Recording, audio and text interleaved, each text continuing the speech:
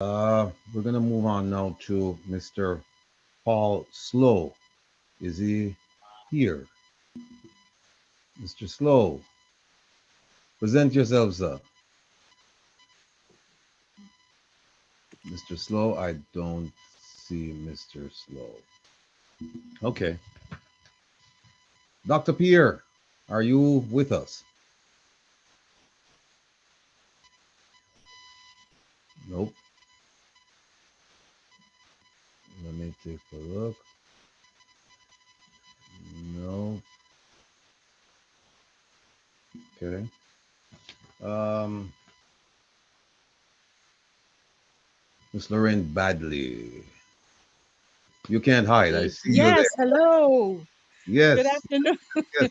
But let me say again, Mhm. I didn't get your bio. You So didn't? no, I did not. So I Oh, think we'd love to hear from you. So please go ahead. The floor is okay.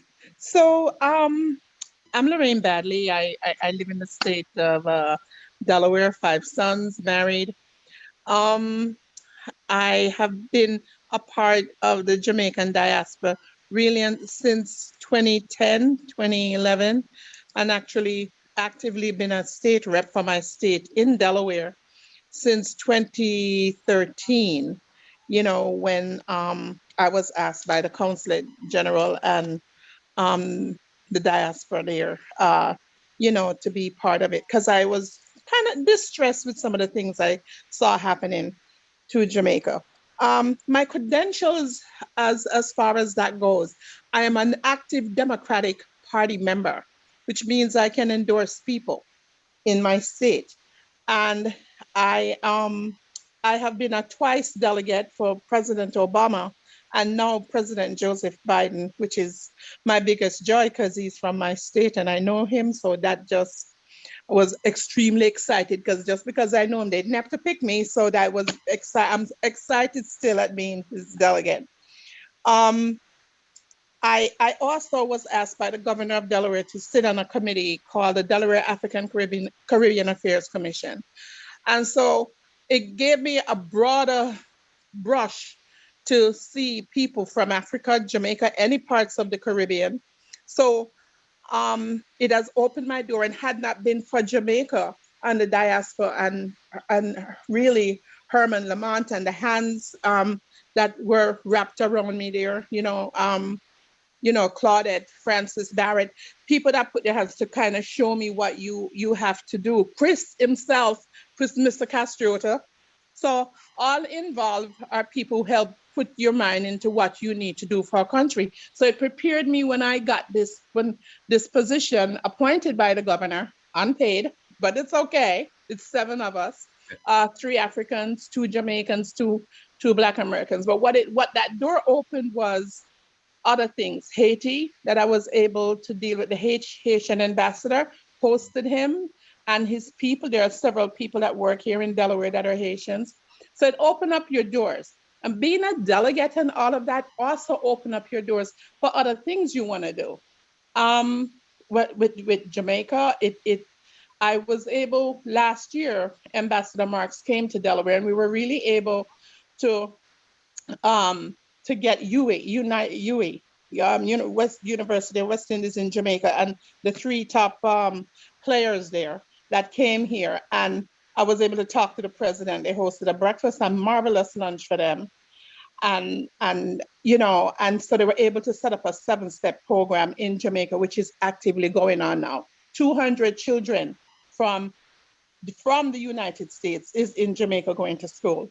So so doing these things is one thing if you can do it, but it's another thing if you let it do, if you use the power that you is given to you and honor to like see what you can do best for Jamaica. I mean, there's a number of things. I am not gonna go over all of it because it's a lot, and then for the interest of time.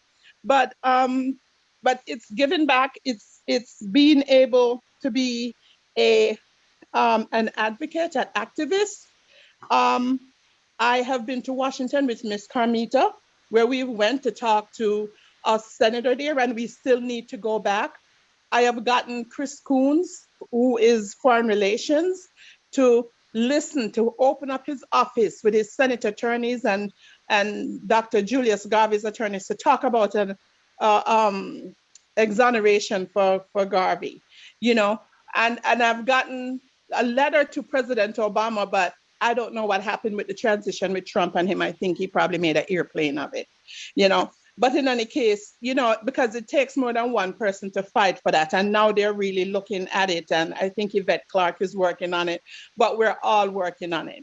There's so many people behind. And my ear is the president, my congresswoman who went to bat for me for Marcus Garvey. So that's why it's important to become involved, because if you earn the respect, you can get things done.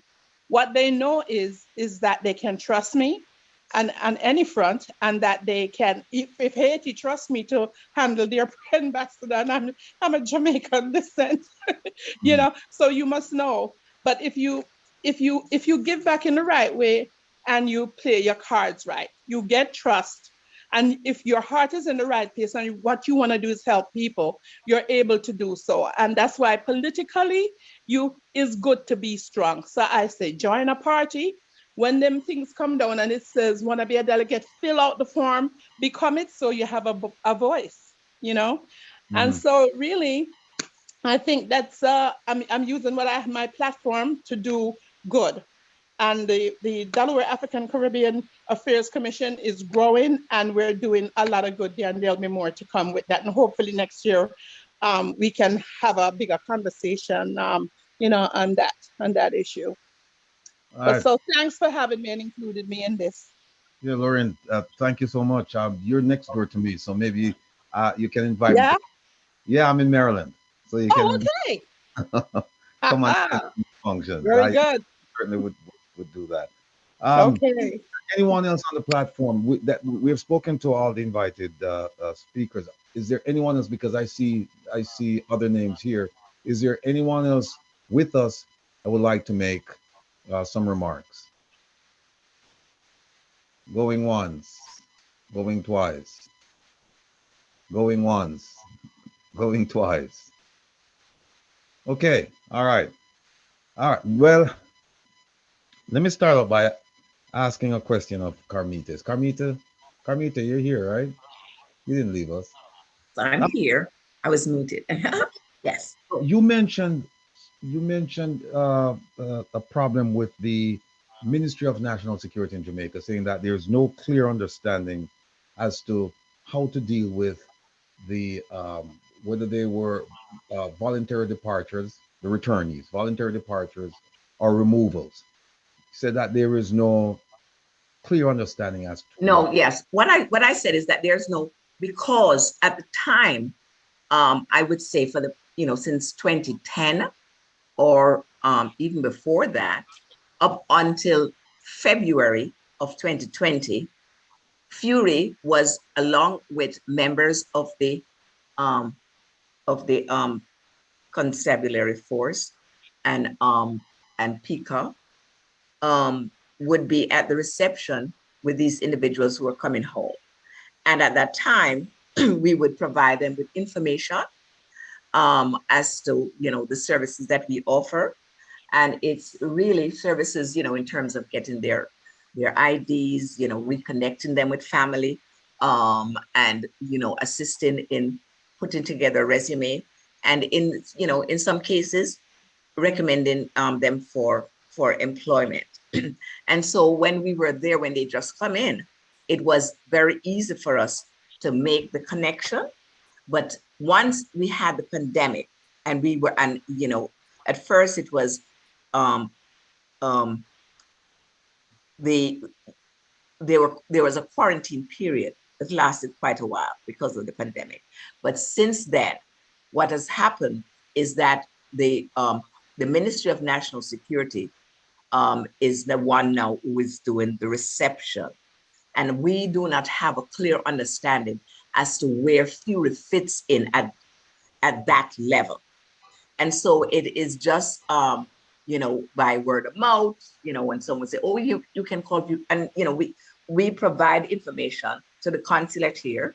And another thing that we do is we provide information to individuals who are facing deportation and who know about the organization and will ask for information. But as I said, it is not as streamlined as it was before, where there was this, you were right there, or director, Mrs. Marlene Brown, would give a welcome speech, provide a meal, and tell them what challenges are, but how they can look forward in terms of resettling and the things that they can do, things that work. We don't have that right now. And so, as I said, I'm going to be going to Jamaica tomorrow. This time, I'm going to be in Jamaica. I'm leaving tomorrow morning very early, to get some of the things that we need going, and to have some meetings about some of the other aspects of stuff that we want to do. And it's all about crime reduction. It's all about intervention, intervention with individuals who are in voluntary return, and intervention with children who are traumatized and live in certain communities where they're exposed to violence, and they feel violence is the only way that they can deal with issues. So we are looking at that aspect as well. But as I said, as far as the reintegration of the individuals who are involuntarily returned, we do not have a clear understanding as to how we put together. Like, for instance, I get letters from persons who are facing possible deportation upon receiving parole. And they're, I normally would send a letter of what I call reasonable assurance as to things that would be there available for them. I do not feel comfortable doing that now because I really don't know where it is going as far as that is concerned. And really what I want to say is, I think as far as the diaspora community and working with the Jamaican government, we need a better, clear understanding in terms of our contribution and the recognition of our contribution, because everyone here who is on this panel there's a reason why we're on a Tuesday afternoon when we could be doing a lot of other stuff. We are here talking about this because we care about our country, and we just need to get from the government that the efforts that we are putting in is appreciated and how we can work together. So that is my beef. We have had a number of successes in terms of individuals who are not looking back, but looking forward, because that's one of the problems. And when Ms. Badley and I went to Washington to speak with the senator, the thing that we wanted to stress is individuals, if there is a feeling that they're not wanted there, there's nothing for them there, then they try to come back. I have had so many situations in my practice where I have a person who had been deported, came back a lot of times through Mexico, and is on the ground, sometimes get caught up into even worse crimes, capital offenses, where I got dipped 3 or 4 times. As a matter of fact, and this is sort of funny. We usually give, patties, chicken patty, vegetable patty, or beef patty, drinks, water, etc., etc. And I was, meeting with an individual who had been deported and returned, and then deported again. And now I'm, called by his attorney to put together a report for him. And he remembers everything. And he wanted to know if we're now serving oxtail. Because he wants to know when it goes down the next time, we're gonna, graduate from patties and go to oxtail. So, sometimes it's a joke because it's hello. Hello? Is someone saying? Who's that trying to come on? Hello? All right, coming to hold that point. I see Lorraine has her hand up. Lorraine, go ahead with the question, please. Unmute. Lorraine. That's right. I muted myself. Sorry. Okay, no worries. No, go ahead, please.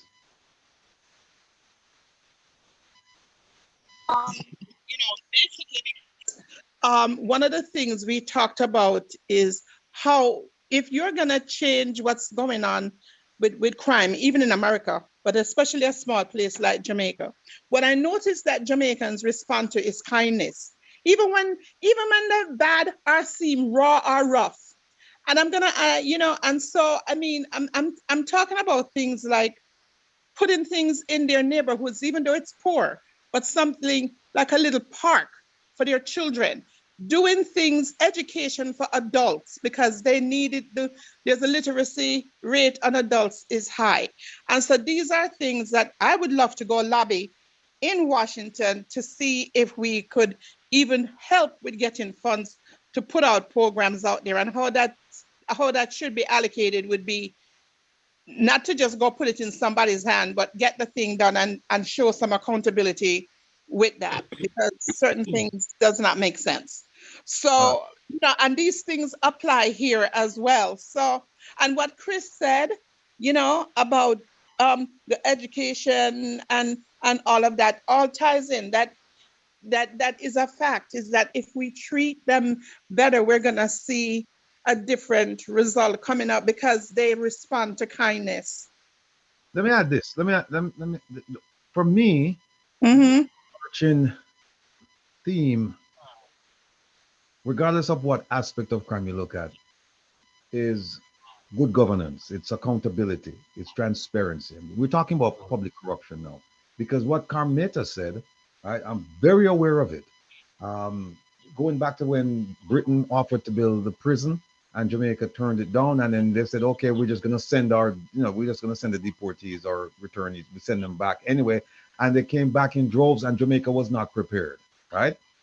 And then we also have the government taking money from donor countries, donor agencies, and they can't account for that money. Last December, I think it was, the prime minister got, I think, $30 million from the vice president somewhere last year for vulnerable communities, unattached youth. Oh, I And can speak on that one.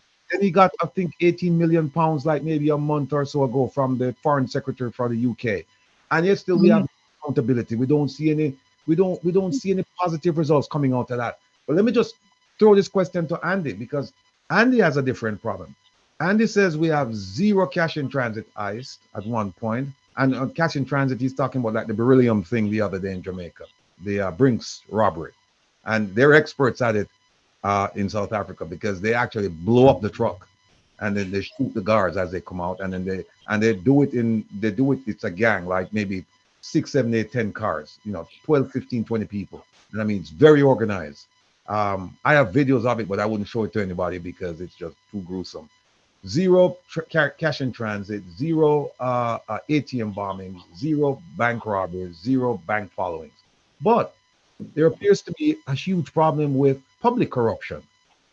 So, Andy, how do you address that issue? Now that you've taken care of the violent crime aspect of it, how do you address the public corruption issue? The public corruption issue is dealt with one or should be dealt with one by the populace, the people who vote for these parties, whether it's the ANC, the EFF, the Democratic Alliance, or the DA, and many other of these small parties. When people clearly vote for a party and the candidate that is known to be clean. What we have observed with corruption in South Africa is many of us, including myself, voted for the ANC, and some of us went into the bush for the ANC as guerrillas and trained Contour soldiers, came back, voted for the party, and at the end of the day, or 30 years later, you found some senior members of the party, senior members of government stealing money, including our president, who was found with a lot of money under the mattress in Pala Pala. Some of these things are disheartening when the president cannot explain the source of the money, and your central bank is at pains to explain if the money was declared. and the revenue services, Will, you would know, would be SARS, South African Revenue Services, is at pains to explain if that money has been declared to SARS. And on the one end, to establish commissions like the Zondo Commission that had to do with state capture, hoping and praying that out of the state capture cases, which have started, by the way, Will, which have started to collapse in courts, not standing. The first one failed that the litmus test miserably. All the people who were accused, you remember the people from Free State who were associated with Ace Magashule of the New Lane investment, all of those people have been acquitted in court. And many of the cases, from my analysis, many of them would go by the wayside, and a lot of people would be scot-free when these cases go to court. So long story short, we had hoped that the Zondo Commission would bring about change, and also the people who with expertise and integrity at your National Prosecuting Agency, including the people running your Directorate of Priority Crimes Investigation, popularly known as the Hawks. You have one general who's your friend, by the way, Will, Dr. Advocate General Libya, Yeah. a man of integrity, chasing bad people. And who are the bad people? The politicians. Some of them are ministers. So you want to have a program that deals with party members who are screened and vetted, and it should be done independently. So by all of these law enforcement agencies, including your state security agency or your national intelligence agency. In your case, it would be the CIA and many others in many countries, looking at the person or people who have been voted into office.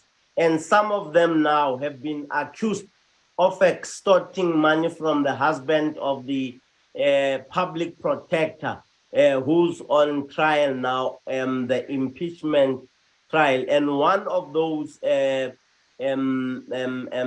officials, members of parliament, died in a natural death. Tina Jumat Peterson died in a natural death. I've just been watching the news now, suspected of poisoning. When you have people sitting in on those committees, prosecuting people or going through public hearings to do away with your public protector because of this or that reason, and the very people extorting money, they were looking for 600,000 rands from the husband, as it is alleged, the husband of this woman who's being impeached. So long story short, when it comes to public corruption, we have a serious problem. Like I have been following the Jamaican political landscape, or the Jamaican corruption index, not different from the South African index, and when you corruption index, and when you look at the neighboring SADC, South African development countries, developing countries region, including Region 6, that would include the AU's Region 6, that would include the Caribbeans. When you look at the quality of leadership, you find a bunch of criminals calling themselves prime ministers, presidents, and ministers of national security, and many of these things. When you look at the number of police officers who have been arrested for being involved in drug distribution in 2021, 6 police officers wearing uniform, driving marked cars, arrested driving on the entry from Durban to Johannesburg, found with 600 kilograms of cocaine. You go to your OR, which is your port of entry, Oliver Regional Tambo International, police officers responsible for ensuring that evidence in terms of the drugs and many other contraband that are stored at your 13 stores are not stolen. The very same people tasked with the responsibility of ensuring that the perpetrators of those crimes are properly tried, given the evidence that is in the 13 stores, themselves stealing evidence and ensuring that the perpetrators get scot-free from prosecution and incarceration and conviction. So long story short, the world, our world meaning the South African Development Region or SADC community and your CARICOM, including and many of those countries that some of us love dearly, like Jamaica. You find people, just a bunch of criminals operating fish and chips operations in their offices as if those offices belong to them. And we have got to make them angry so that they must understand that we are angry because we invested our love, trust, confidence in them and the space that they occupy, hoping that they will make the livelihood of our people better, hoping that they will help people like me and people like yourselves win our boys and girls from cocaine. And by the way, in South Africa, 350,000 people ingest cocaine per day. 22 tons of cocaine are consumed in South Africa, let alone South Africa being a transit point of drugs into Eastern Africa and Australia, working hand in glove with your Latin Americas of the world. We have got to make it very clear to the leadership that might have joined us or are going to be watching these discussions on YouTube, that it is not okay that they should be doing what they are doing. They are breaking the morale of some of those who would be a generation after you and I, ensuring that that they become better than us will not happen when the leaders or the leadership is involved in open corruption, when ministers are able to being fingered in the Zondo Commission on state capture, and the very same Chief Justice who had fingered this deputy minister swears in the deputy minister as the deputy minister of sport. You can see clearly the circus and the level of corruption as seen by young people who spent a lot of time on TikTok, on social media. They will never take leadership from our communities very serious, because those who are in leadership now are actually a bunch of criminals. And we don't have to apologize for that. No, well, I'll tell you what, Andy, you've captured the essence of what's going on in South Africa and to some degree in Jamaica and the Caribbean, the wider Caribbean. But let me turn to Chris and ask him this question. Chris, do you live in Jamaica?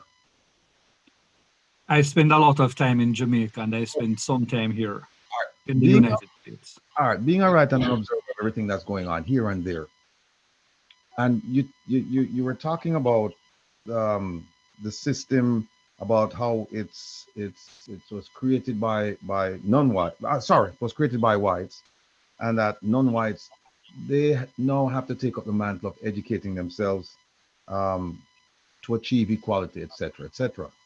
In Jamaica, we don't have I don't think we have a racial problem. We have a class problem. And as some people say, we have a color problem. We have a colorism problem. Correct, which is still a class problem. Right. Do you think that they're, and keeping in line with the theme of crime and justice, do you think that there are two types of justice systems in Jamaica? The one above cross halfway tree, the one below halfway tree? And if so, how do you have any ideas as to how to address those issues? It's And not so much that there are two. because if you look at the people, in prison in Jamaica, you don't find too many people who live above halfway tree in these jails. And these are not jails; these are dungeons. Let's be honest, because they don't have a proper sanitary system. I mean, they still use buckets in some of these places. So go ahead, please. Contextualize it a little. I was also a journalist for several years in Jamaica, so I've been into some of those institutions about which you speak. Where the justice system is concerned, it's not so much that there's a different justice system, it is how the system is approached. Many persons below halfway tree, below crossroads, are not able to afford the representation that will do the job for them as those above who can pay for the quality legal defense. So in many instances, the law is the same, but when you have a legal aid attorney who has 50, 60, 70 cases and no help, that person is just trying to hold things together. And with the best will in the world, that person cannot make as much of a difference on an individual basis. Whereas when you have the person from uptown who is able to hire a law firm that has several lawyers, assistants, can put in the time to do the research, and now can come before the court and find all the, for want of a better word, loopholes to get their client free. Now, many times, the average Jamaican will look at it and say, is because that person have money. It's not just because the person has money. It is because the person has money and uses the money to get the defense that they can get. The law is there. If you have the money, you can get the law to work for you, just as the man uptown. All right, there are many persons who are said to be dons and known gunmen and stuff that they have gone before the court. There are many persons who are said to be gunmen who have gone before the court several times and are back out on the street, which is frustrating to law enforcement. But guess what happened? If no witnesses come forward, the cases can't move forward. And those people, even though many of them live below crossroads, they have the money to employ top-tier legal defense. All right. So what you're saying then is there is inadequate representation of counsel based on economics. But let me take it another step. Let's go back to Andy's point about public corruption at the highest level. There have been so many scandals in Jamaica, government scandals I'm talking about, right? And over the past, 20, 30 years, there's been one politician who's been to prison, Jack Smith, right? And you look around and you look at all these criminals, they talk about unexplained wealth. People, they're dirt poor. They enter into Jamaican politics, and the next thing you know, they live in Beverly Hills, they live Cherry Gardens, they live here, they live there, they have and they own houses in Miami and elsewhere. Right. So what do you say about that justice system now? No, but you see, that is not the justice system, That is the Jamaican electorate and allowing this to happen. No. If the Jamaican electorate determined in the same way, Jamaica had a practice of, you're going to win 2 terms. And then there was a shake-up. A party only survived for 1 term. So there was some pulling up of socks. But guess what happened? From 1980 to now, the voting pattern, well, really from 1990 something, the voting pattern started going down. Now you have only 30% of the electorate turning out. The people have just resigned themselves and have just accepted. And until the people, because until you and I, as Jamaicans, get up and say we are not going to allow it to happen, it will continue to happen. And the only way you can do that is if you go to the polls and you vote. And when you vote and the persons don't do what they are supposed to do, you vote them out or you riot them out. Let me throw something at you. The point I was trying to make is that there have been allegations of corruption on various levels, public corruption. And just pause a second. I agree with you. I believe that there's a lot of public corruption in Jamaica. Right. And I believe that it's also systemic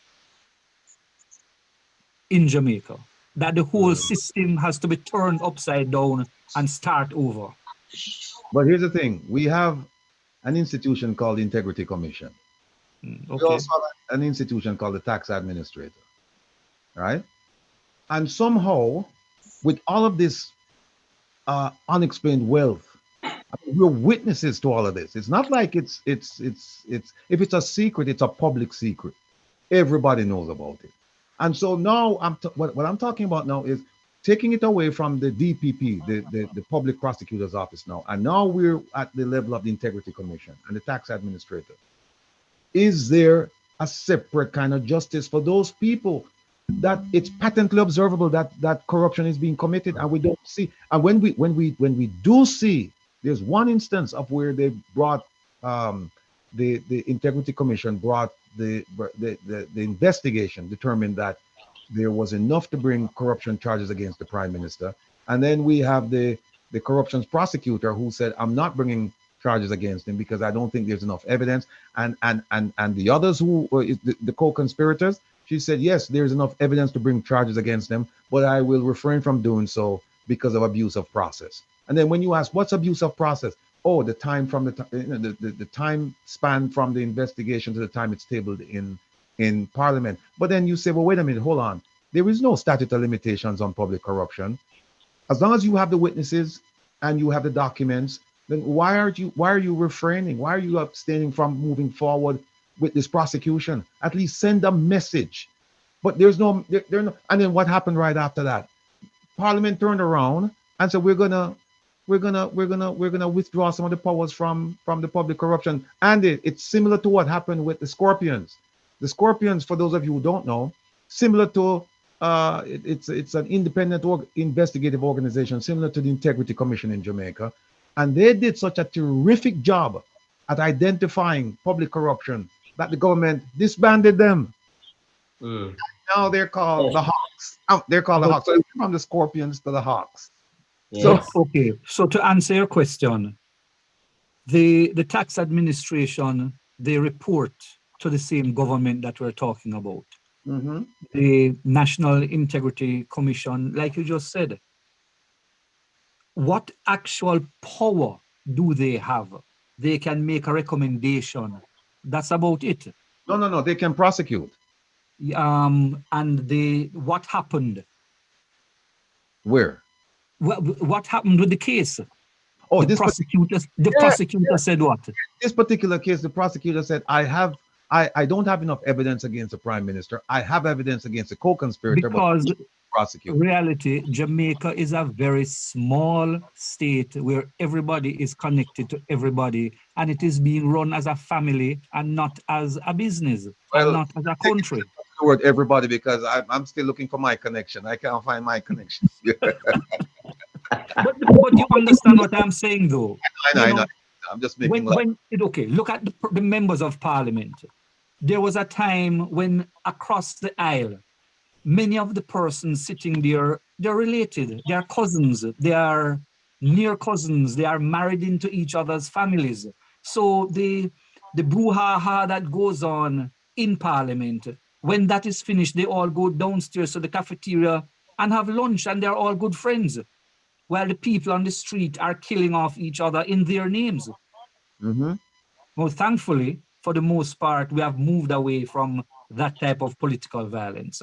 So now we need people to get back to the polls. Well, let me ask Lorraine this. Lorraine, let me bring you in the conversation here. You are an activist, and is she here? Is she with us still? Lorraine? She left. She left. Yeah. Wow. She had to leave. Okay. All right. Well, let me throw this to let me throw this out. But Chris, continuing with you. Uh, how do you mentioned something a while ago. You said, look, the electorate, they basically they get what they vote for, and they Exactly. and they do. And even the prime minister said that recently Yeah. when it came to the pay raise. He said, look, you know why you have the government. You know why the government is in the shape it is. It's because we don't get paid enough, right? Even though he's been there since 2016 and he never raised the issue of a pay raise until I think they raised it in 2020, and it was deferred. And now they want to go back and collect the retroactive pay, even though he's admitted that they haven't been working, right? So how do you get an informed electorate to do what it's supposed to do? Because here's what I've experienced when I was growing up in Jamaica. I wouldn't see my MP. I grew up in Waterhouse. I wouldn't see my MP David Court for the whole 3 4 years. And come the election cycle, he would come around, and pretty much Andy, you're familiar with this. So he'd come around and he'd come around with a truck of food stuff, food items, and he would give out free food and everything like that. And all of a sudden, people had amnesia. They forgot what happened or what didn't happen over the past 4 years. And then they took the free food, they voted for him, and then they wouldn't see him again for another 3 4 years. How do you get the electorate to why? Oh, before I go any further, let me just add now that they've gone from giving out food stuff to actually giving cash. So Mm. how do you tell a poor person now who hasn't seen $5,000 one time in a long time to say, don't take the money, vote for your future, vote for your children. If it means you have to make that sacrifice, then do it. But don't just give up your vote because your vote is worth more than 5,000 Jamaican dollars. How And do it's how do you enlighten those people? How do you encourage them? How do you strengthen their resolve to say, look, we're going to do what's right, and if the MP is not doing what we voted him in for, then we are going to vote him out, regardless of a voting, the voting cycle that a party gets into power for 2 terms. How do you get Let them me to? come in there. no, Let a me come little. in there. All right, go ahead, Let Andy. me come in there. The only way in which you enlighten the electorate is allow them to feel the pain. And what kind of pain? The potholes that you saw, Will, when you were here the last time. Right. I am a victim of 2 tires I that heard. burst as a result of those potholes. And I am using your run flat tires. 1 tire is $5,000. 2 tires, 10,000 rand. And let me tell you, the people who keep on fixing their the tires of their car are now saying this thing, this government, this party, this leadership is not working for us. Let me tell you, the sewages that are flowing right in my mom's street. I'm visiting my mom, Will, now. I'm sitting in my mom's sitting room or lounge. There's sewage here. When I drive out and you go to another space, your car smells of raw sewage.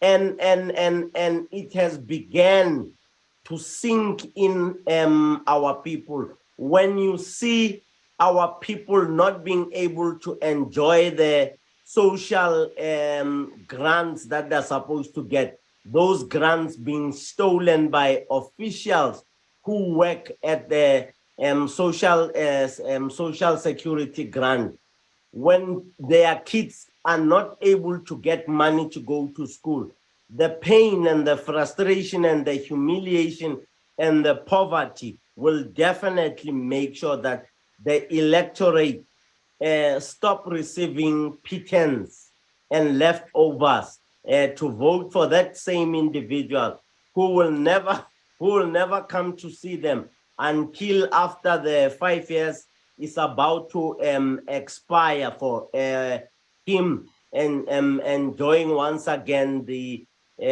opportunities provided by the office. What I've realized is Africans like you and I, all of us on this panel, when there is no pain, we don't respond. when our good-heartedness, our kindness does not make us feel the pain, we continue supporting wrong causes. And I am happy to say I have seen it with my mom. If my mom says, an old lady says, he's fed up with the party that he's been voting for, you realize that the electorate will definitely change. When your students will, you remember a few years ago, even last week and 2 weeks ago, when they start banning the university for the people to come around, for the minister to come around, you realize that the electorate has been quiet for a very long time, and the pent-up anger inside of them leads to destruction. And you and I both know, when it goes into that space, it means SHT is about to hit the fan. Right. Chris, you were about to make a point, and then I want to ask Carmita a question. The electorate in Jamaica has become somewhat more educated than it was. But the more educated we seem to get in Jamaica is the further away from the polls we seem to go. We are fed up and we complain and we quarrel, but we do it on our veranda, we do it on the talk shows. But when it comes to going out there to vote for a change, to vote for a difference, most people don't do it. One of the first things that I do on an election morning is go to vote, because I believe that that is the way to get the process going. Andy was talking about potholes and tires. We have the same situation in Jamaica. I have had the same experience of bursting 2 tires at the same time. And those tires are not cheap. People in Jamaica, sometimes they put coconut trees and banana trees in the middle of the road where potholes are, so that people can see that a pothole is there. So we have those same issues. The university students complain, but guess what?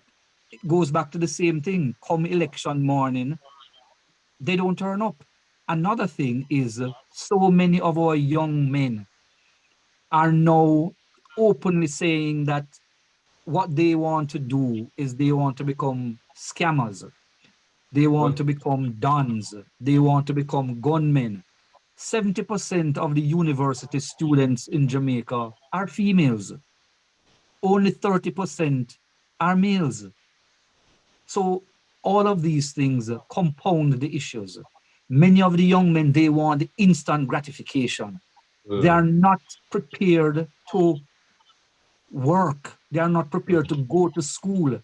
Many of them do not accept that it is twice as hard for them to carry out the criminal activities, because they have to be lucky every time. The security forces only have to be lucky once to catch them. And many times, if they were to, I mean, granted, the reality is you're not going to make the level of income that you would from scamming. But if you put your mind to it, you can earn and earn well, legitimately. But a lot of those things have gone by the wayside. And Amit was making the point earlier. We need people of courage now who are going to stand up, or the country is just going to continue going into the morass that it's heading into. All right, let me just make a point that a very dear friend of mine in Andy knows him. Andy knows him very well. The Jamaican guy. He made a point to me of saying that we seem to think that we can only hold politicians accountable at election time. But he said, no, you can hold them accountable throughout the year. You can do it through PR. You can do it through lawsuits. As now there are two, I think, several lawsuits pending against the government of Jamaica, and they're reeling as a result of that. And there are many more lawsuits coming, and they're not used to this. They're not used to this. So right now they're trying to figure out what to do next. And all we're asking is that for you to do what your mandate says you're supposed to do, provide. Which is a good thing. So Yes. people are now finding other ways. But the same thing will happen if you take them to court and there's a judgment against them. if you still do not go out and vote Yeah, them out, I agree. because the lower the turnout is, the better it is for the incumbent. I agree. I agree with you. But Carmita, let me have you jump in here. I just want to ask you a question. The you work with a lot of, I don't know, returnees or deportees, whether voluntary or forced. Um, People have said it, and I guess it's anecdotal that some of these people, they're, well, most of them, they're criminals, adjudicated criminals. They've been found guilty in a court of law, or they've pled guilty, and so they're coming back to Jamaica, and they're coming back with a skill set to enhance criminal activity in Jamaica. What has been your experience in working with these people? And some people might ask, well, why is it that you're even working with them, providing them some kind of uh, reintegration benefits, only for them to turn around and do what they're good at, and that is to commit crime? You What's know, I mean, okay, let me just, and I will have to go shortly because there's a bunch of stuff that I have to do.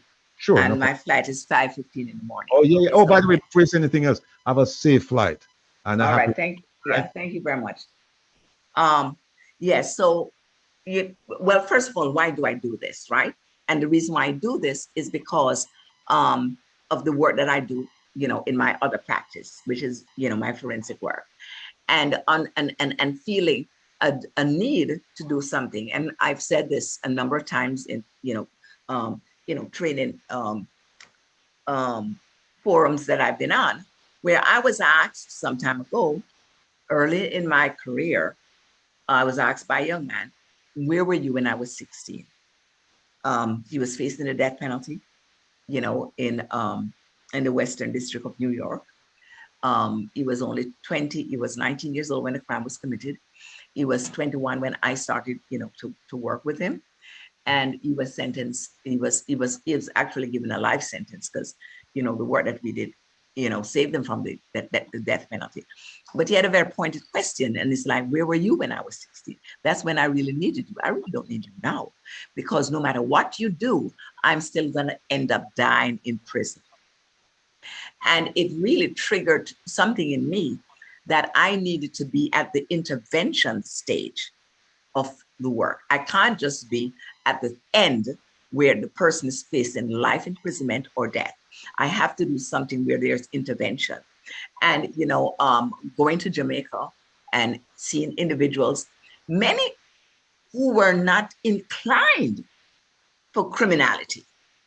They may have been deported because of other factors, but being forced to join in with certain elements in order to survive. And that is why I said I had to do this. And that is why I've continued to do it, despite the blowback, despite the lack of cooperation, and also despite the fact that many individuals just want to come back. But I have to say that if I've saved one from going to crime, one from returning to the US and entering the criminal element here in the US, because they're not able to be out there because they were previously deported, then I've saved the generation. And we have been able to have an element of success. But it could be a lot more successful if there was not the stigmatization, if there was not the marginalization of these individuals, if they were able to feel as though they are a part of Jamaica, that this is their home. They are individuals. We appreciate you. We love you. We want to embrace you. Those individuals who feel that way, they make the transition. They don't want to have to come back. But if there's nothing there for them and there is no pathway where no matter what they do to come back. I have a young man who is, head of security in one of the big, supermarket chains in Jamaica. And all he wants to do is to come and visit his dying father after being deported for 19 years. And there is no pathway for that. And those are the things that, as I feel, in terms of a policy, if individuals have been deported, they have been there, they have proven that they are no longer part of the criminal element, they are making a contribution to the society, Why on earth can't they be given a visa? Why on earth can't they come back and connect with their families? Their children, their sons are the ones that end up on my road. When the father is left, there is the family is broken up, and they have to end up sometimes in foster care, and or the male child feels that they have to step up to the plate to be the provider. Those are elements that contribute to their engaging in criminal behavior. So I cannot just look at it as well, why are we doing this? We're doing this because we should be doing this. Well, I tell you what, Armita, some of them can come back. Like the gentleman you made reference to, the chief of security of the large grocery chain, under humanitarian grounds. They can apply. They can apply. It's up to the consular officer if they're going to issue the visa. Like you said, the consular officer in Jamaica. Yes. Well, I'll be going up there with him. Yes.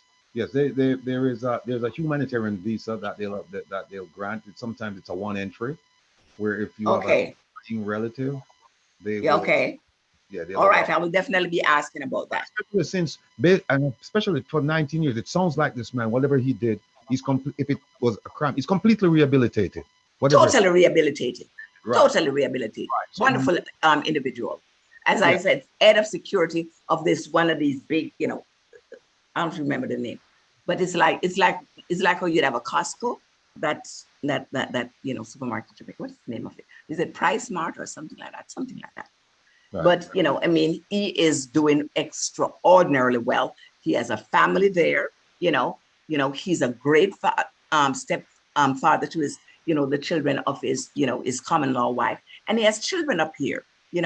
He should be able to see his. Yeah, and something, he should not have been deported in the first place, because when he came here at the age of 5 years old, his father was already a citizen.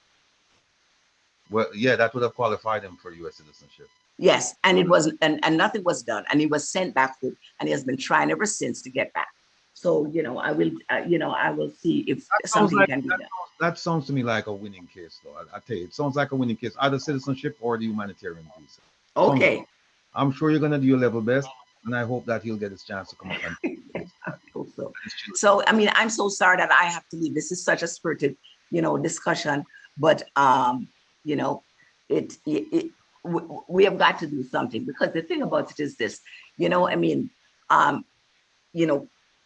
treating our people the right way and giving them the opportunities to advance themselves is also advancing ourselves and advancing our country.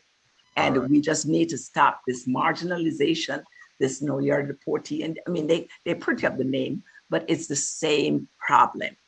People who are being returned, they are treated as though they are second-class, third-class citizens, and they are not given the opportunity. Why is it that I have a gentleman who has two masters?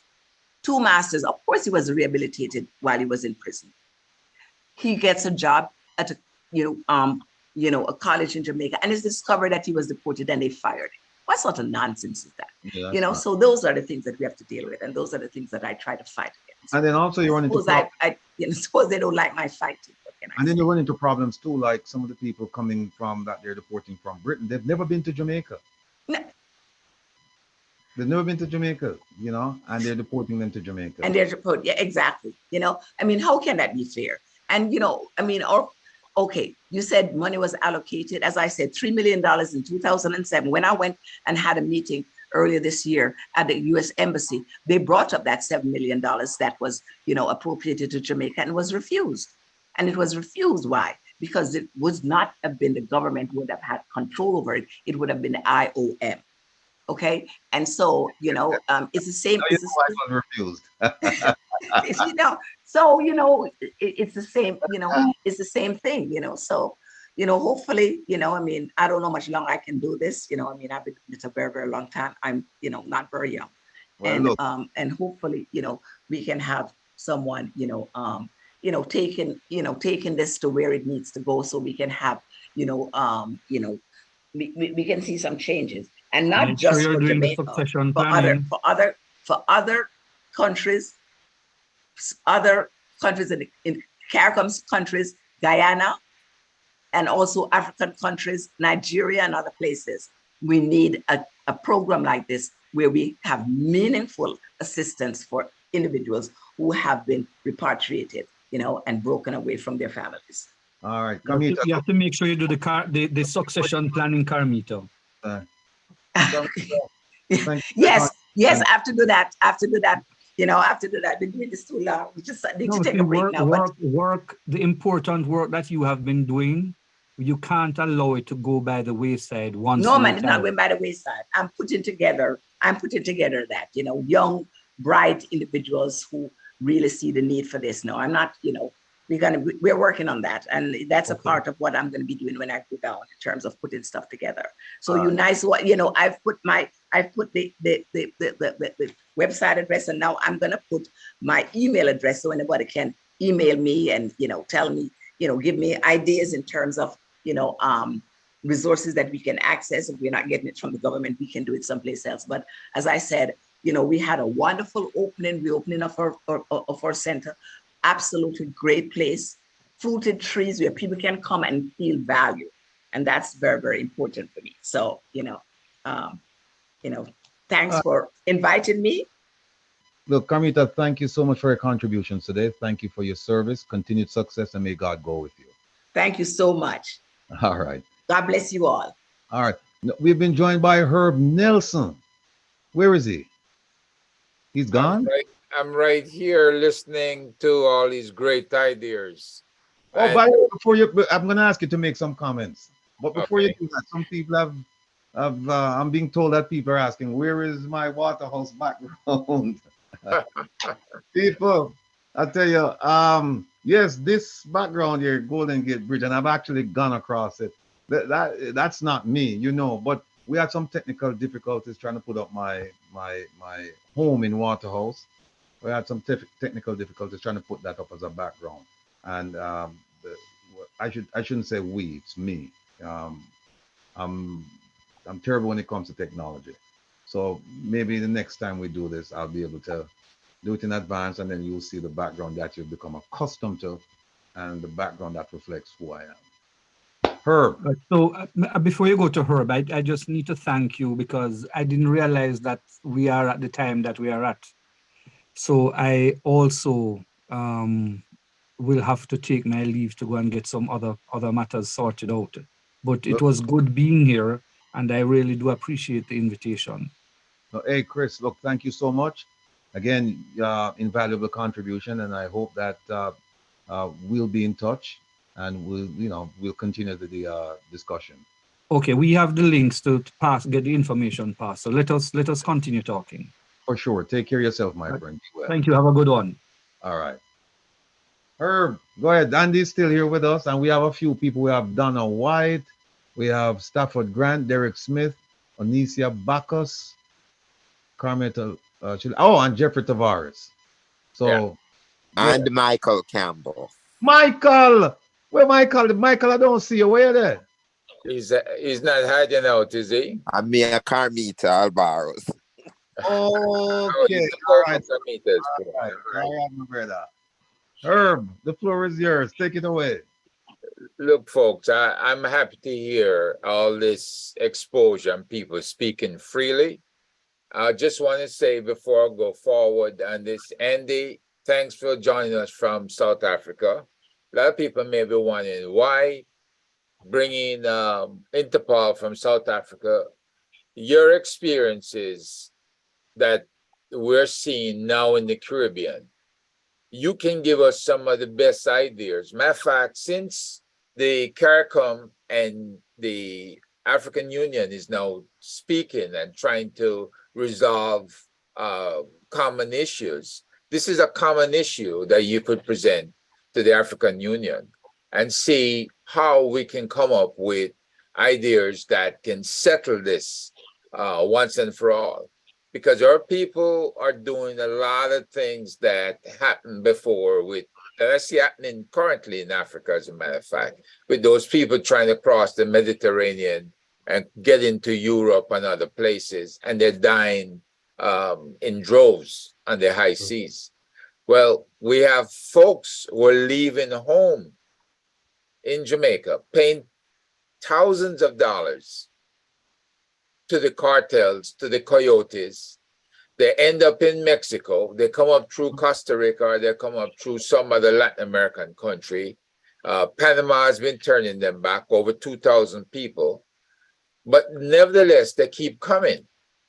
And in some cases, a lot of women get through to come across the US, but the stories they give is of rape, and that they have to put up with whatever the coyote requests, right? So and of course, a lot of young men. We saw one. He was talking about his time in Mexico. I know he's coming across the U.S. and before you know it, he's dead on the streets in Mexico City. So we don't know what happened there. We can't protect them overseas. There's no way to protect folks coming up illegally to get into the United States, right? So if they talk too much, that could be part of the problem, right? Now, human trafficking, as Dr. Pierre, who couldn't make it today, he's briefed us before. It's a family affair. Because it's a family affair, there is a lot of, closed mouths. They don't tattletale on each other.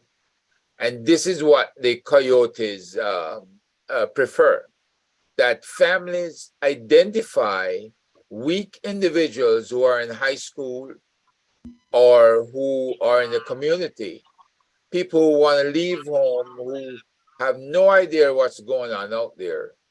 They might be attractive if they're females. If they're males, they might be strong. There's a lot of reasons why people want to leave home, but the high schoolers who identify them are given bonuses. And those folks, once they go to the staging area, that's it. That's the last chance before they get to the staging area to turn back. But we're not seeing a lot of that happen. There's a lot of missing kids in the Caribbean. Caribbean is something like 1 million square miles, over 30 million in population. And the bottom line is the cartels are having a field day trafficking our people, right? It's not just to the Americas, it's also to Europe. So they have superior systems set up for transport and for security. And we have to be on the lookout. You have to join groups across the US, across the Caribbean, who are anti-human trafficking. And these groups will teach you how to spot traffickers at the airport, at the hotels, at the seaports, wherever they exist. They're telling you how to spot a house that is a staging area for storing trafficked human beings, right? So we move from human trafficking to weapons trafficking, which was a part of the complaints in Trinidad, where the Prime Minister of Trinidad spoke eloquently about the weapons coming out of South Florida. This weapons flow, as Mr. Rattigan can attest to, as well as myself from the intelligence community, has been happening for decades, not just 5 years or 10 years. It's been decades that this has been going on. When the US military went into Haiti, after they reinstated Aristide, they cleared Haiti of tens of thousands of weapons. But by then, tens of thousands of weapons had proliferated across the Caribbean and got now to all the Caribbean countries and created a lot of mischief. And we still see these weapon systems being proliferated across the Caribbean, coming down through Haiti. So until there is a government in Haiti that can lay down the law and get the confidence of the people back, we're going to see these gangs accumulate weapons, and they're going to trade weapons for drugs. They get the ganja from Jamaica, and they get drugs from other Latin American areas, and they're going to be handing over those weapons in trade. They may not have the money, but they do have a lot of weapons to trade, right? We've submitted every 3 years since Public Law 114-291 was passed, suggestions, I call it, to the U.S. Congress as to how to enhance the program that the State Department is responsible for in supporting the Caribbean countries. We see where the Coast Guard and everybody else has taken advantage of cooperation in the Caribbean to stop drugs coming into the U.S., to stop human trafficking to the U.S. But we do not see the effort being made by the U.S. to nail a lot of the weapons traffickers that are known in South Florida, New York City, and other places to stop those weapons from flowing down to the Caribbean. So we have to, again, address Public Law 114-291. For those of you who don't know it, it allows us in the diaspora to make suggestions about effective use of U.S. funding and U.S. money on the CBSI or any other program that the White House or the State Department is introducing to the Caribbean. You can make those suggestions as to how to be more effective in utilization of those funds. There's a lot of talk today about corruption. I don't want to get into it anymore, but because of that, a lot of programs are ineffective and the U.S. is not getting a return on its investment throughout the Caribbean. All right. One of the other things I'd like to touch on is in Trinidad, there's an awful amount of Venezuelans that have come across the border. And there's a lot of human trafficking that's overwhelming the Trinidadian system. There's a lot of murders. There's a lot of gunfire between the Venezuelans and the Trinidadians, fishermen, especially at sea. So you're seeing, because of a lack of control of the borders of Venezuela, that Trinidad is being overwhelmed, and Trinidad is paying a price to bring these Venezuelans in and to take care of them and to stop the human trafficking. All right. So weapons trafficking, human traffickers are also mules for weapons and drugs. So if there's a country that's wide open that allows you to come in, part of the coyote deal from the southern border of the US, maybe you have to traffic these drugs into the US and report to a certain person, drop off the drugs before you go on. You get caught, you'll never, ever get a visa to stay in the United States because you're a drug trafficker. And that's not a good tag to wear. So I've addressed weapons and I've addressed human trafficking. And, you know, if there's any other questions out there, you know, I'm here, I can answer. Thank you, Mr. Rattigan. Yeah, Thanks again to your participants. I have a question for you. Could you explain to the audience the difference between human smuggling and human trafficking, and also could you also touch on money laundering a bit? Okay, the proceeds from. Oh, well, Andy can't hear. Yeah, I'm sorry. It's almost midnight. Oh, and I, Yeah, it's 4 minutes to midnight.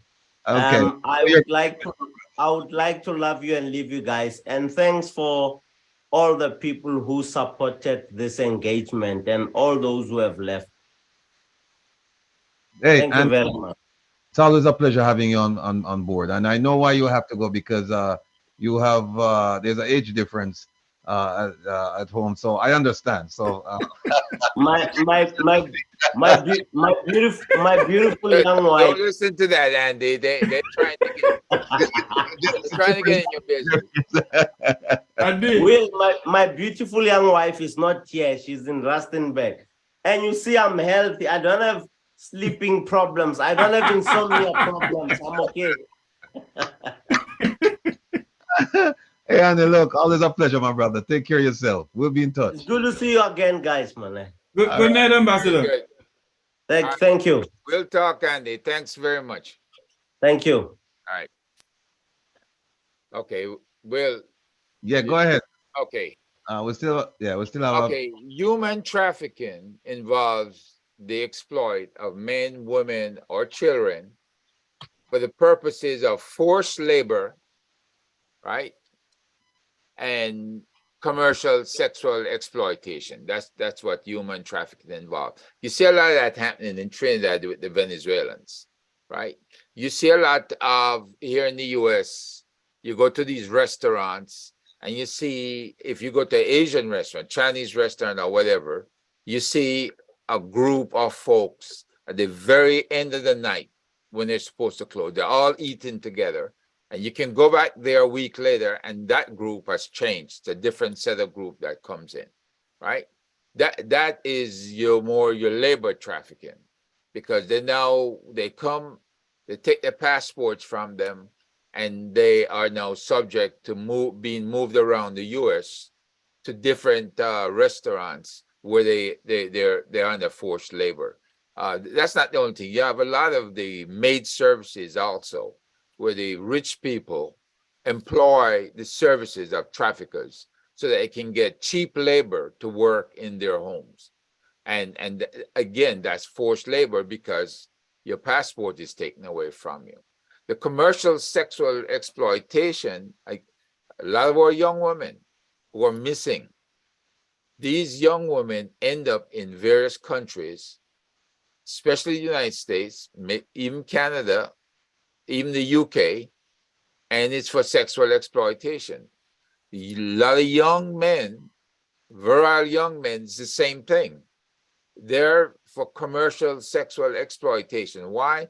Because some big man, as we like to say, has made a request of an establishment for a certain type of female or a certain type of male, or even a big woman.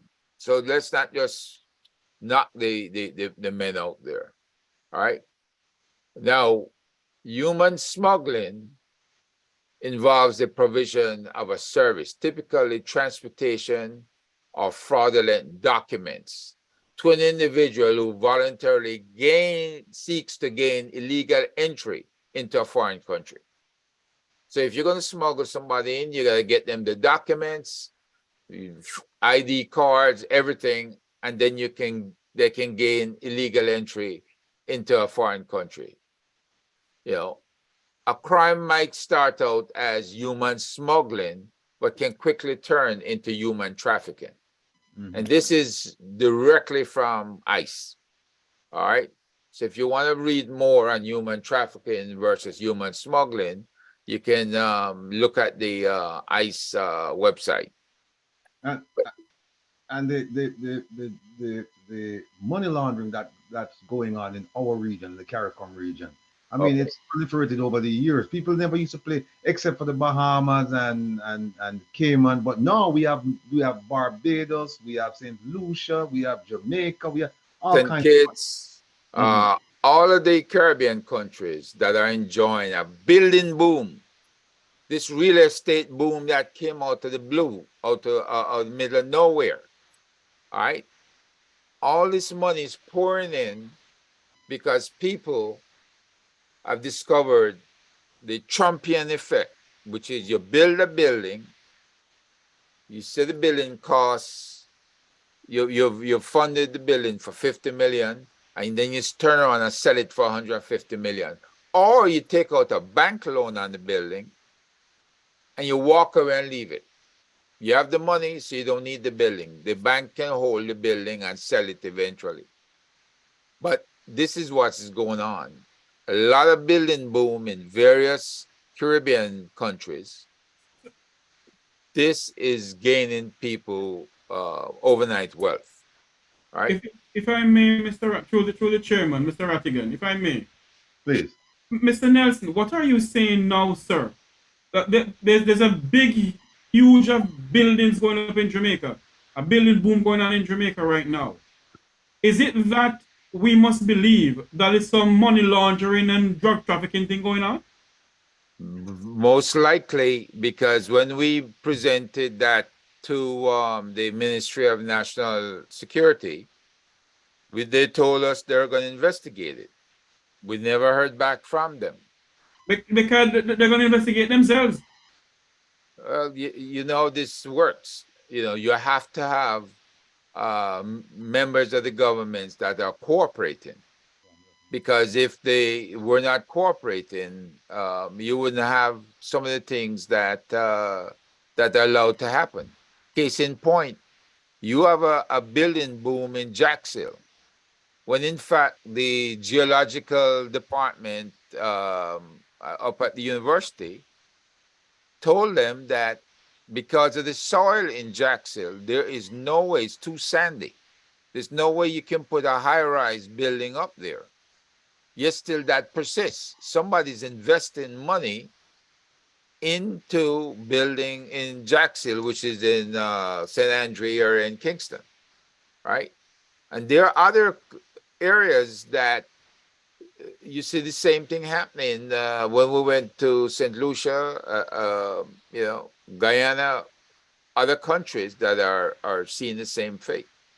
Building boom, and in areas that normally you would not get approval to build there, but because of the graft and corruption in various government agencies, you get those approvals and you put the buildings up.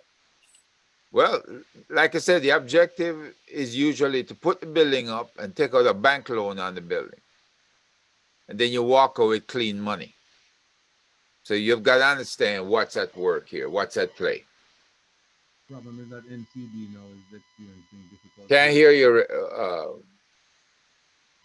Yeah, I was saying the problem is that NCB is experiencing tough times right now. They haven't paid a dividend out in 2 years, and the chairman took a leave, and all kinds of shenanigans going on. So yep, it remains to be seen whether or not these buildings will be occupied when they're done, or if they'll even be completed.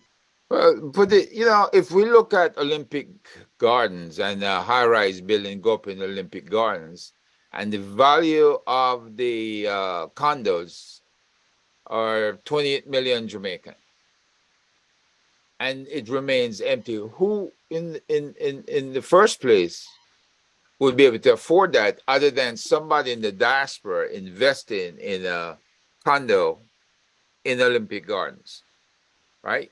If you don't have security and protection in these areas, nobody is going to want to invest there. Now, if you said if it were up in Beverly Hills for 28 million and it's a 2-bedroom, then yes, you'd get a lot of people investing up in Beverly Hills, you know, overlooking the National Stadium in Kingston.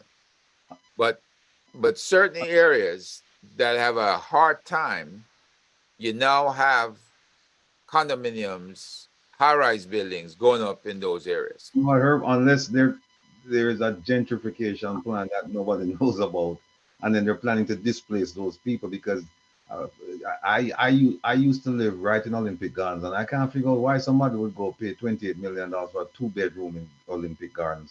I mean, there are good people there, but they cannot afford to purchase that home, or the apartment. They cannot afford it. You know. So I mean, or is it because the person doesn't have some money to waste? No, what Herb is saying, that they take the money and they wash the money. They take the money and they walk away and they leave the building. You know. Yeah, And, I mean, it's a money washing business, and we learn from what happens here in America. We know that a lot of real estate projects was just that. They were money washing projects. And there's an ex-president who was very good at um, building up real estate, and then turn around and sell the building for enormous amounts of money, or take out bank loans on the building and then walk away and leave and never pay the bank loan back. Right? As Wilfred talked about gentrification, and you think that's why they burned down the Spanish Town market, and the one out of Linstead, and the one around at Portland? You think the government have something to do with that? I don't have no trust nor confidence in them. Well, you know, what you see if you go to the planning department in various Caribbean countries, look at what the plans are for certain communities. And if you look at a community and you see a plan for development, and something is there that has been there for 40, 50 years, and the community is not being developed or going anywhere, you can expect something to happen that will change the luck of those people. Well, the luck of the people who are there selling their wares, that's going to get worse. But the ones who want the area, a nice fire in a community means that you have to rebuild the community. Means you can move people out, and then you can make this type of changes you want. Unfortunately, that's besetting some of our islands. And we have to, you know, our police departments have to be on the lookout pretty much for these types of plans and what happens, especially if people are going to get injured or killed in the process. So, you know, you have to do something about this type of activity. Again, if the government is involved, and it's hard to say the government is not involved, because there's no real deep dive on the investigation to find out how did this happen, how could this happen, right? But people have to be much smarter, be more alert, and look for things that will happen, especially when folks have said that there's a lot of unclaimed property, and we're going to start looking at the lands department and at deeds and all of these other payments of property tax that has not occurred, and we're going to do something about that. But it's something they're doing about it. All of a sudden, they're running multi-million-dollar building projects. It had nothing to do with providing homes and shelter for people who can afford it, or for low budgets, people with low budgets, to allow them to own a home, right? What they're putting up is grandiose structures. And so you have to have your suspicions when you see this kind of stuff happening as well. Michael, I hear your voice. I feel your presence. Talk to us. What's on your mind? Because we're getting ready to shut down now. We've been going at it for almost 2 hours. What's on your mind?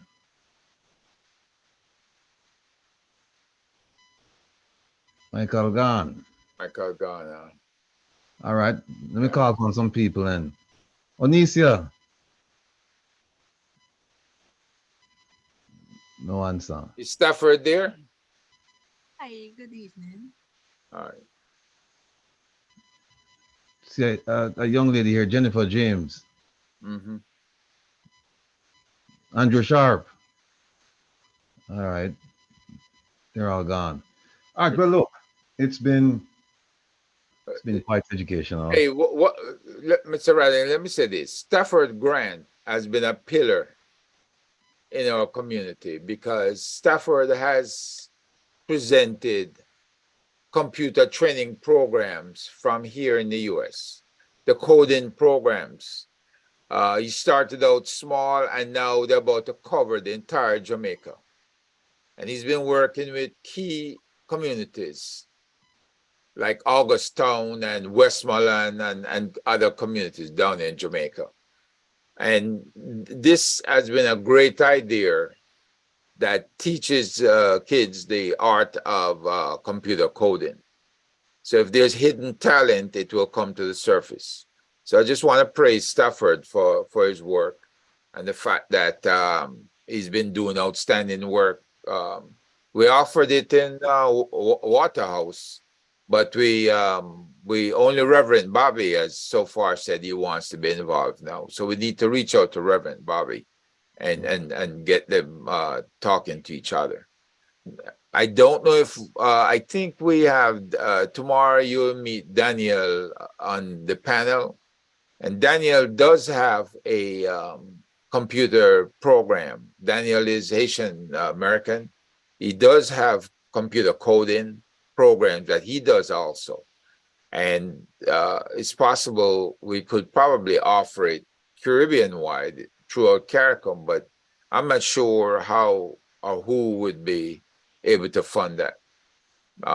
But that's just to give you an insight as people doing really, really important work trying to educate our kids and bring them into some modern standards. The problem is a lack of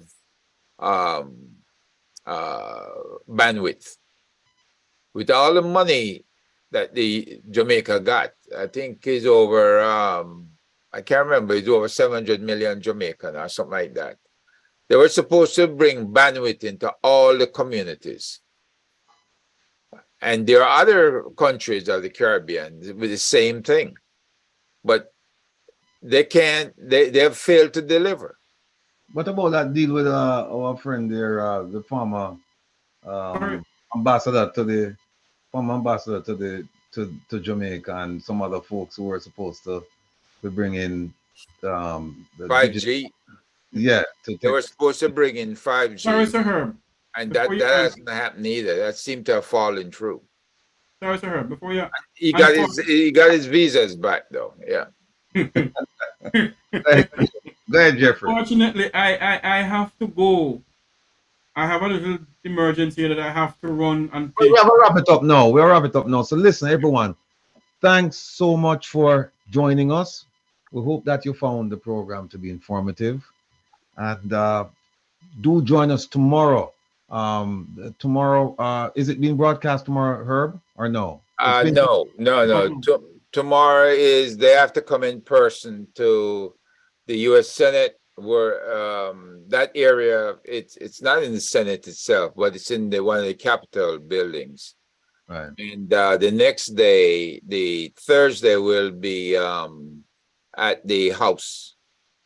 We have a place in the House where we will have some professional instructors from the Army War College and from several college and other institutions who will be presenting, give you more statistical data and updates about the Caribbean. So and I said to all of my peeps out there laughing at me because they think that I've sold out because of the background. And those laughing at me because they say that I'm a slouch when it comes to technology. I promise I'll try to do better next time. All right. So give me a pass on this one, and then we'll work it out. So those of you who are interested, you can join us tomorrow. The program will continue through at least the security part of it will continue through Thursday. And of course, Friday we have the Andre Stevens program. Then Saturday, you're on with me, Reason with Rattigan at 3 o'clock. And then on Sunday, we have Wayne Lonesome's regularly scheduled town hall meeting Sunday evening. So, and then Jeffrey Tavares, he has his program on Tuesday morning. Tuesday morning. Yes, from 11 o'clock Jamaica time to 12, or from 12 to 1 o'clock America time. And this evening at 7 o'clock this evening, Jamaica time, I'll be having the fireman on my program. Yeah. More fire. Even more fire this evening. But Yeah. gentlemen, people, I have to rush. We're all Thank going. you all for having me on. All right. All right. Good. Welcome, Jeffrey. Thank you. Thank We'll you. catch up soon. Thanks to you, Mr. Rattigan, as well. All right, take care now. Be well. Jennifer, Bye. Claire, Kamita, Stafford. Bye. I don't have any voice today. So bye, everyone. Great meeting. Please remember that Thursdays, let's connect with the ambassador and the Minister of Finance and the Minister of Foreign Affairs. Thursday? That's 7 o'clock. At 7 o'clock. So you all come on because me I go with placard and protest, mama. Then don't them now invite me after this hour they be done. You know, I'm kind of surprised they allow me to. They accepted my request for an invitation. So we'll see. Good. Because Yeah. enough is enough. Huh? I'm just tired of the status quo. I'm tired of it. All right. Well, let your voice be heard loud and clear, my brother. Well, you see, I that they hear me voice too much, so they're sick and tired of me because they hear me voice too much, and they know me now mince my word. Well, no, what's going to happen is that they won't only hear your voice; they'll hear a chorus of voices because yeah, man, enough is enough. And I heard the gentleman talking about the electorate in Jamaica. Listen to me. If we the people in the diaspora speak directly to the people in Jamaica and express to them that, guess what, you have to really and truly stop voting for these politicians and express to them, tell me when last you say you're a member of parliament in your community. What have you seen him or her done since they've been in office? You have to really get into the minds of these people. You have to. Hi, Dr. Nelson. How are you, my dear friend? All right, folks. Well, look, thanks for joining us. One of the things I want to point out is the problem with elections is not just in Jamaica. The problem with elections exists in just about every Caribbean country. Why? Because money is a now major factor in buying of elections and buying votes, vote buying. And the only way to get around that is to go back to civics in school, a sense of pride, instilling a sense of pride in our young people, to ask them to ask their parents and others to get rid of it, to push it out of the countries. But it's really, really bad across the Caribbean. So that's one of the things that needs fixing. But people who want to see certain conditions persist may oppose that. And those are your folks responsible usually for that corruption to exist. All right? So they'll come out and oppose it. You'll hear them in a loud voice. But thanks again. That's it. That's it for me. All right, folks. All We'll right. see you Good tomorrow. night. Take care. Be well. Bye-bye.